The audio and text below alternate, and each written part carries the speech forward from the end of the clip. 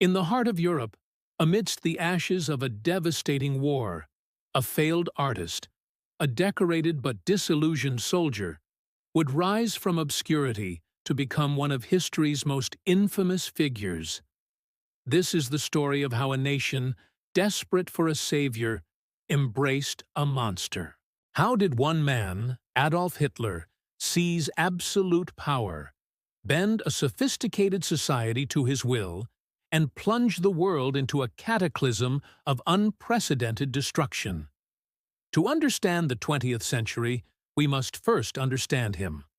The story begins not in the halls of power, but in the trenches of World War I. For Corporal Hitler, the war was a defining experience.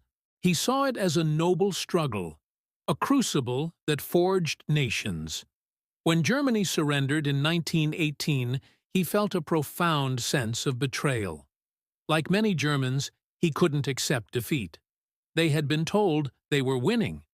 This stab-in-the-back myth, the idea that Germany was betrayed by internal enemies, politicians, Marxists, and Jews, became a toxic seed planted in the fertile ground of national humiliation.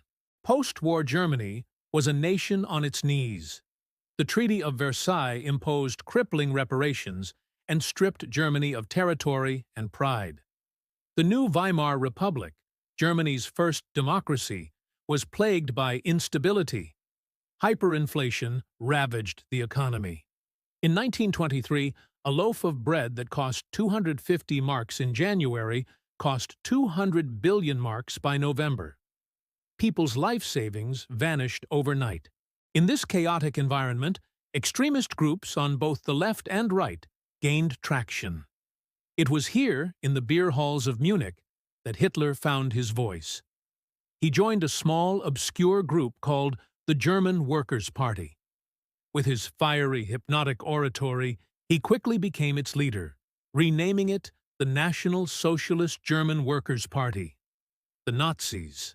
His speeches were a potent cocktail of nationalism, grievance, and scapegoating. He promised to restore German greatness, to tear up the Treaty of Versailles, and to purify the nation from those he blamed for its problems. He offered simple answers to complex questions, a charismatic vision in a time of despair. In 1923, inspired by Mussolini's March on Rome, Hitler attempted to seize power in what became known as the Beer Hall Putsch. It was a failure. The coup was quickly crushed, and Hitler was arrested and tried for treason. But he turned his trial into a propaganda platform, casting himself as a patriot. His 9-month prison sentence was surprisingly lenient, and he used the time to write his political manifesto, Mein Kampf, or My Struggle. In it, he laid out his twisted ideology of racial purity, territorial expansion, and the complete annihilation of his perceived enemies. The book was a blueprint for the horrors to come. Upon his release, Hitler changed tactics. He realized that power wouldn't be won through a violent coup, but through the ballot box. The Nazis would become a legitimate political party, using the tools of democracy to dismantle it from within. For the rest of the 1920s, the Nazi Party remained on the fringes. Germany experienced a period of relative stability and prosperity, and the appeal of extremism waned. But that all changed in 1929. The Wall Street crash sent shockwaves across the globe, and Germany's economy, heavily reliant on American loans, collapsed. Unemployment skyrocketed. Millions were once again plunged into poverty and desperation. Fear and anger gripped the nation. The political center couldn't hold. People were looking for a strong leader, someone who could provide order and a way out of the chaos. Hitler was waiting. The Nazis' propaganda machine, masterminded by Joseph Goebbels, went into overdrive. They held massive rallies with torchlight parades, banners, and rousing music, creating a spectacle of unity and strength. Hitler was portrayed as a messianic figure, Germany's last hope. He flew across the country, delivering passionate speeches to massive crowds. His message was simple and relentless. Blame the outsiders, trust the leader, and believe in a glorious future. In the 1932 elections, the Nazis became the largest party in the German parliament, the Reichstag. They didn't have a majority, but their power was undeniable. The traditional conservative elites, men like President Paul von Hindenburg, distrusted Hitler. They saw him as a vulgar upstart. But they also feared the growing power of the communists. In a fateful miscalculation, they believed they could control Hitler. They thought they could appoint him chancellor, give him a taste of power, and then discard him. On January 30th, 1933, Adolf Hitler was sworn in as Chancellor of Germany. It was a day that sealed the fate of millions.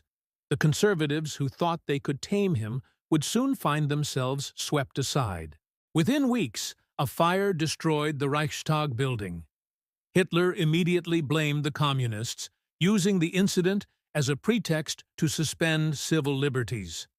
Freedom of the press, speech, and assembly were eliminated. Political opponents were arrested and sent to the first concentration camps. Democracy in Germany was dead. When President Hindenburg died in 1934, Hitler merged the offices of Chancellor and President, declaring himself Führer und Reichskanzler, the supreme leader of Germany. The army swore an oath of personal loyalty not to the country, but to him. He had achieved total, absolute power. The rise of Hitler was not inevitable. It was the result of a perfect storm.